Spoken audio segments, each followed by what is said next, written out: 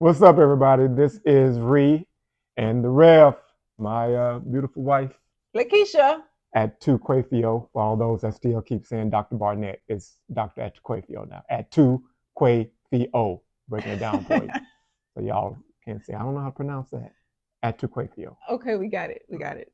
Listen, we have been blessed by so many people asking us, well, first of all, saying congratulations, wishing us well, and then asking a little bit about how we got together. I am sure there are some who are curious, especially since it was a surprise to most of my family and many others. But we decided on this, our 6 month anniversary, we're still newlyweds, yes, Yep.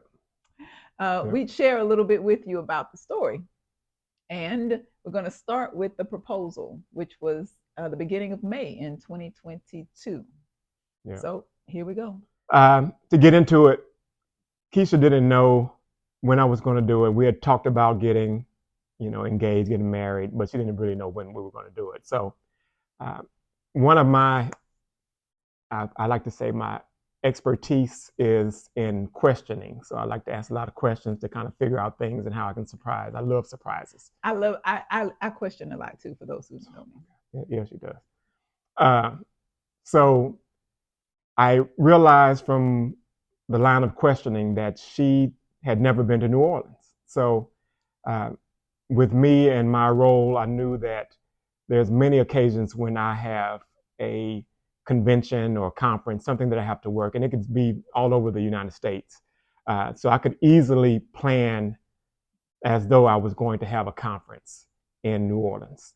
And that's what I did. I asked her if she wanted to go. She said, sure, I'd love to go. Right.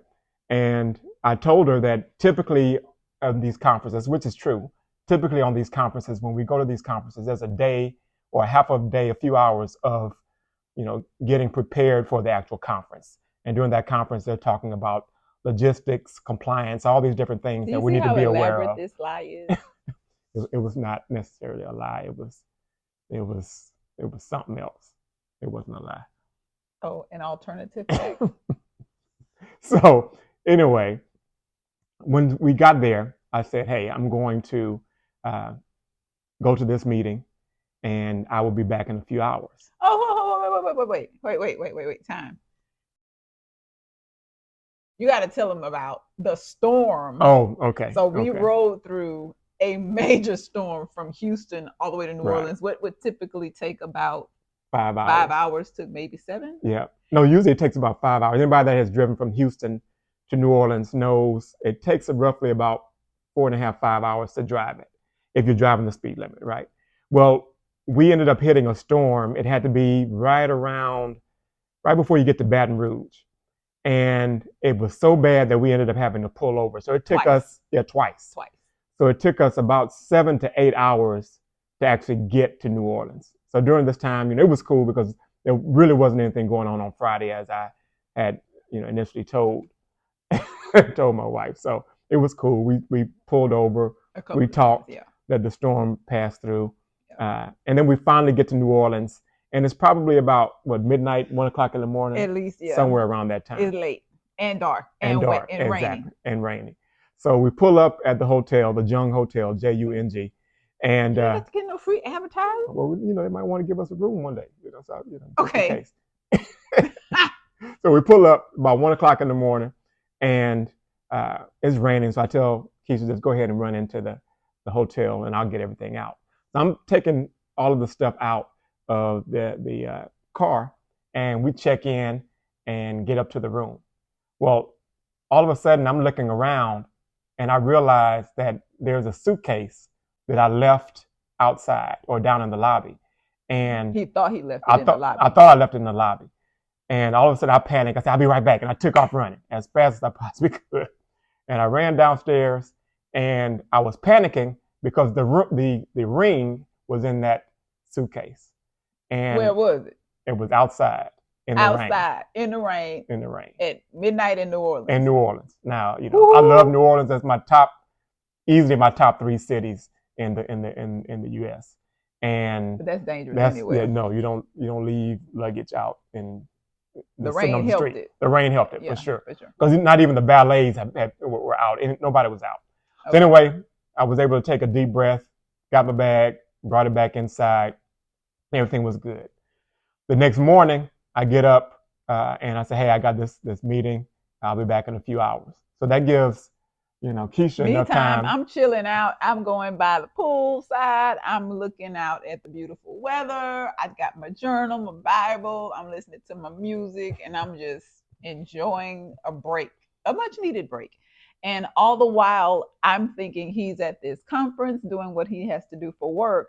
And he told me, well, I need to go check in, get some materials, do all of this stuff. I'll be back a little later. And we made reservations. He made reservations to dinner that night. And when he got back, well, here we go. We get dressed, we go to dinner, and then I'm eating food. And oh, by the way, we have a really nice waiter. His name was Jericho. Isn't that something? Anyway, So, hey but we got Jericho. we got back up though. So, I anybody that knows New Orleans knows that Oh New yeah, Orleans is a walking city. So part of that time of me going to, and I really had nothing planned out. The only thing I had planned was the restaurant because not knowing that also that with that being Mother's Day weekend, it was also the last weekend of Jazz Fest, which is a huge festival that comes to New Orleans every year. So all the restaurants that I wanted to take her to that were going to be new for both of us were all booked.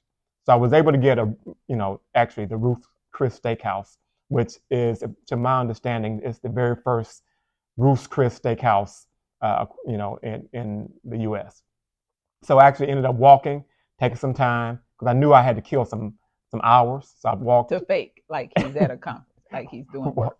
You telling the story?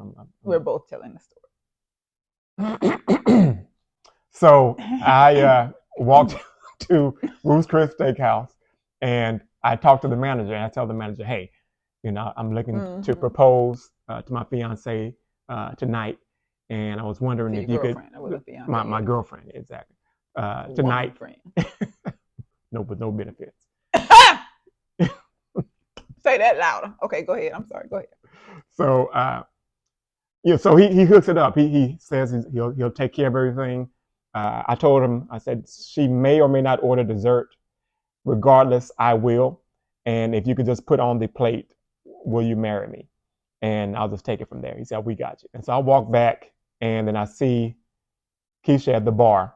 Not at the bar, I'm sorry, at the outdoor bar outside, but there's nobody there. And she's journaling as she typically does.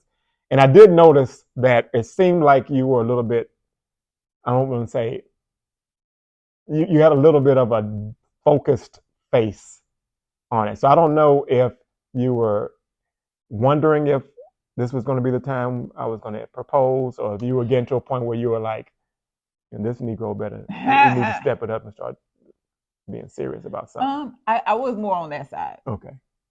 Because my girls know, and y'all might hear this a little later. But yeah, I was starting to think about how much future talk you were doing without future action. Your girls are trying too. They tried to call and were like, what you gonna do? I was like, I got this. I told you we're gonna get married for the end of the year.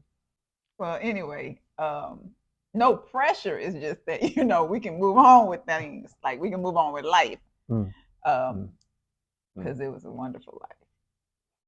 Wonderful life. Yeah. But it's great. It's great now. It's great now. It's wonderful.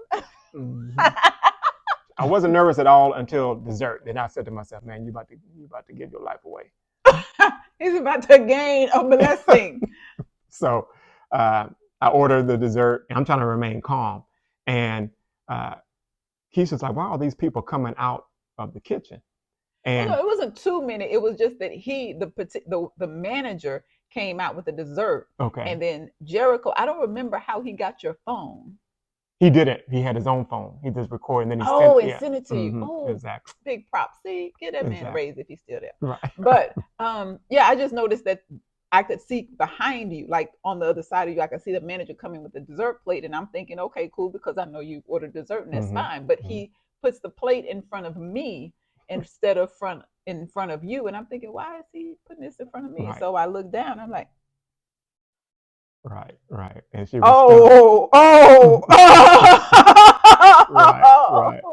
And she starts laughing. Yeah, I start laughing kind of like I just did there because I'm like, He got me. And then I'm looking up because Jericho's over there And he's video filming. recording. Yeah, Yeah, he's exactly. video recording, and then people around because you get up at that time and I you get up and get on my knee, and I'm sitting there, and I ask her if she will marry me.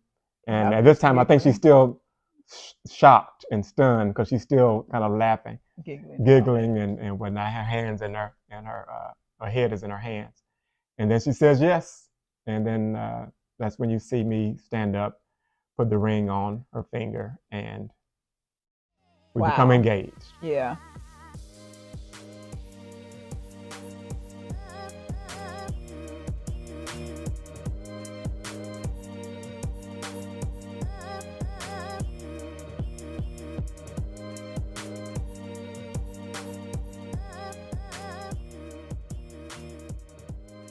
And what was so cool about it, I mean, I was happy, of course, and it took me a moment.